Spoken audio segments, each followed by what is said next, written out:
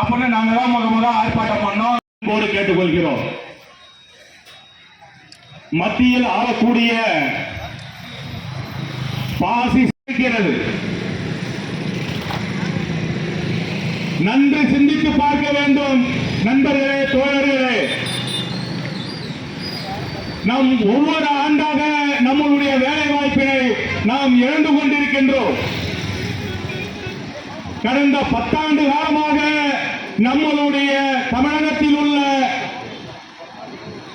வங்கிகளாக இருக்கலாம், பிற மாவட்டம் சார்ந்த மாவட்ட அலுவலர்களாக இருக்கலாம், எஸ்பி முதல் கொண்டு மாவட்ட ஆட்சித்தலைவர் முதல் கொண்டு அனைத்து பதவிகளையும் வெளி மாநிலத்தை சார்ந்தவர்கள் இங்கே அலங்கரித்துக் கொண்டிருக்கிறார்கள்.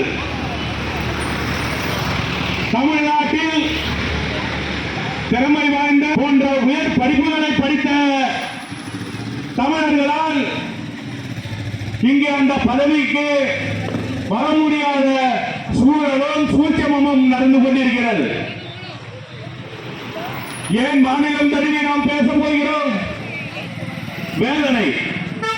தமிழகத்துடைய பண்பாட்டையும் தமிழகத்துடைய கலாச்சாரத்தையும் சீர்குலைத்து மத ரீதியான மோதல்களை ஏற்படுத்தி அதனூடாக நாம் தமிழகத்திலே காலூன்ற வேண்டும் என்ற அந்த எண்ணத்தை கங்கணத்தோடு எடுத்து செயல்பட்டு வருகிறார்கள். அதன் தொடர்ச்சியாக தான் தமிழகத்திலே நாளொரு முகையிலும் பொழுதொரு வண்ணமுமாக நிறைந்து கிடைக்கிறது. அதனால் நமக்கு என்ன பாதிப்பு? வடவர்கள் நாளுக்கு நாள் சென்னை ரயில் நிலையத்தில் இருந்து தமிழகம் முழுவதும் ஊடுருவி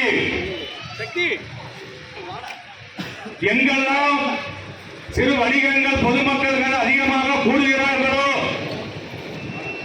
அங்கெல்லாம் அவரவர் சக்திக்கு ஏற்ற ஒரு கடையை அமைத்து அன்போடு பாசத்தோடு நம்முடன் பழகுவது போல் சித்தரித்து அதனை நம் பகுதியிலும் அந்த கொண்டாட்டங்களை ஏற்படுத்தி அவர்கள் தங்களுடைய வாழ்வாதாரத்தை பணத்தை பெருக்கிக் கொள்வதோடு இங்கே இடங்களை வாங்கி அவர்களுடைய சொந்த பந்தங்களை எல்லாம் வரவைத்து அமரச் செய்து நம்முடைய நிலத்தை அவர்கள் அபகரிப்பதோடு நம் ஊரில் ரேஷன் கார்டு, ஓட்டுரிமை ஆகியவற்றை பெற்று நாளை நானும் இந்த ஊரில் ஒரு பிரஜி, நானும் இந்த ஊரில் ஒரு மக்கள் பிரதியாக இருக்க வேண்டும் என்று நமக்குள்ளாரே சிந்துகளை முடித்துவிட்டு அவர்கள் அதனூடாக பாரதிய ஜனதா என்கின்ற பாசிச அரசாங்கத்திற்கு தங்களுடைய ஆதரவினை பெருக்கக்கூடிய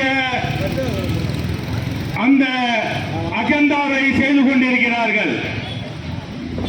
எனவேதான் தமிழக அரசாங்கமும் மத்திய அரசாங்கமும் தமிழர்களுடைய பண்பாடு கலாச்சாரத்தை